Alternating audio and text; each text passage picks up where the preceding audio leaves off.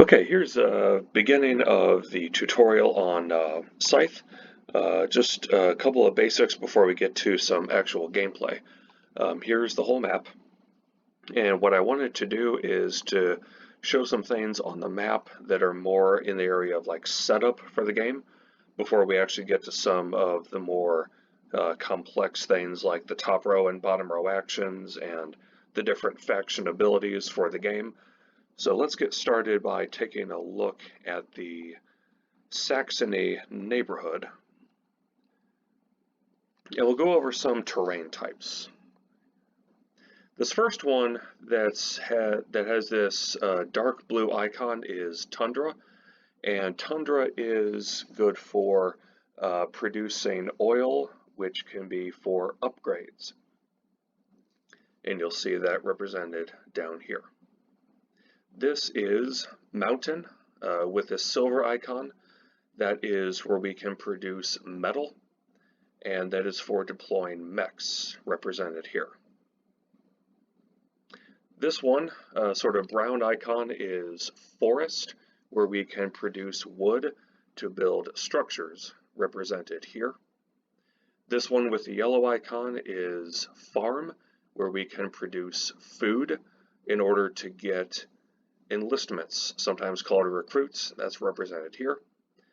Those are four of the primary terrain types, but the fifth one is this one, Village, represented by a red icon, where we can produce workers, and workers help to get more resources as well as occupying territories for end game scoring. So those are the five primary terrain types: Tundra, Mountain, Forest, Farm, and Village. There are two other terrain types, and they are lakes, which are represented here, such as this one and this here. And then there is the factory. We're going to go into lakes and factory a lot more as we get deeper into the game and explaining how all this works. Now, those resources for these bottom row actions, you can get them by producing with workers on them, and I'll explain that in the form of gameplay. But the other way to get resources is through trades, through encounters. Encounters, when your character gets onto these icons, you see a symbol here, here, here, here, and some other places. If your character gets there, you can pick up what's called an encounter card, and you might be able to get some resources that way. Okay. So this is the home base for Saxony, whom I'm playing. This is the character. I have a worker here, and 6 workers waiting to get placed on the board. Okay. This here is Polania. That's their character. They have a worker here, and you can already see that they have gone through their first turn. I'm yet to do my first. They've produced, since they have a worker here and they produced, they get 1 wood.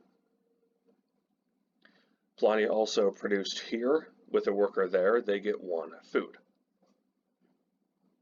The other team in the game is Nordic, represented as blue. Now they've done something a little bit different. They did not produce, instead they traded, which is this action here. They gave up 1 coin to get 2 resources, and they chose to get 2 wood. I haven't yet taken my turn, and I won't for a while, just while I explain some of the options, some things about the board that are really important.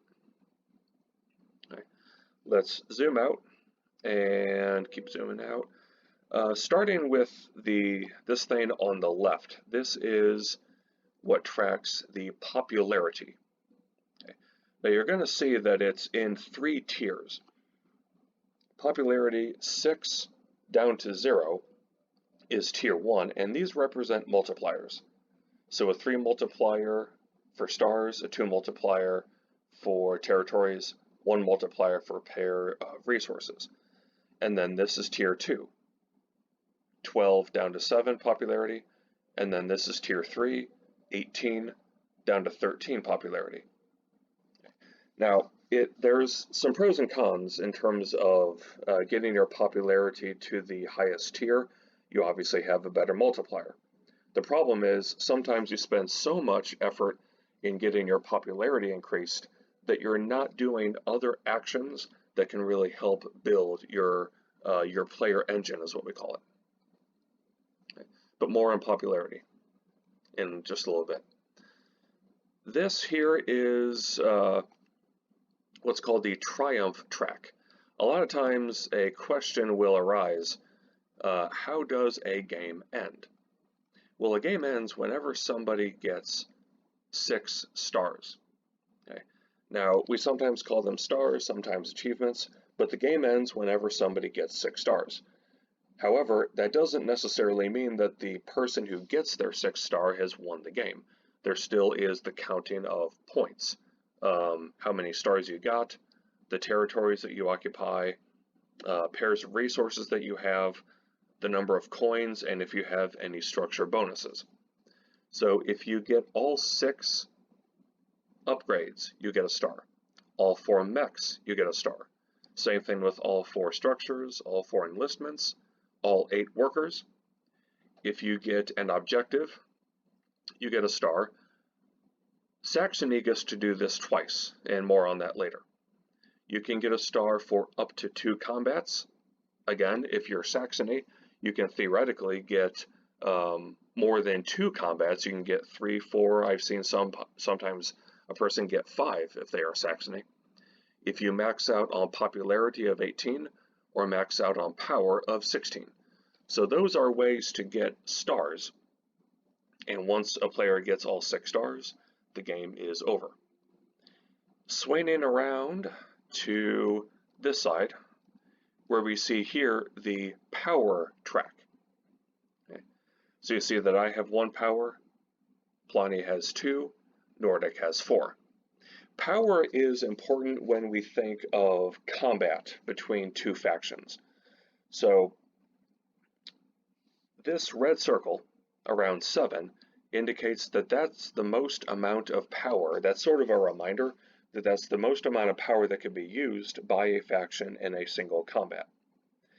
Let's say that right now Nordic and Polania were to be in a combat, and let's say that Nordic used 3 of their 4 power. That icon would drop from 4 down to 1 since they used 3 power. So you can build your power all the way up to 16, and you would get a star for doing that. But any time that you use power, it would decrease and go down the power track. So it's important to keep a close eye on how much power you have relative to those that you maybe expect you're going to get into combat with later on in the game. Okay. And we'll explain how combat works as we get a little bit further along. Now let's talk about types of units. Okay. So for example, the character can do a few different things. The character can move resources from hex to hex.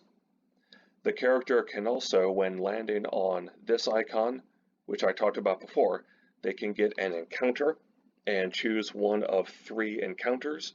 Unless you are Polania, the white faction, you get to have 2 of the 3. And I'll explain that through gameplay. Characters can also get involved in combat. Again, each faction has 1 character, 4 mechs, and up to 8 workers. Okay. So the character can take resources and move them from place to place. The character can pick one of 3 selections from an encounter and can involve in combats.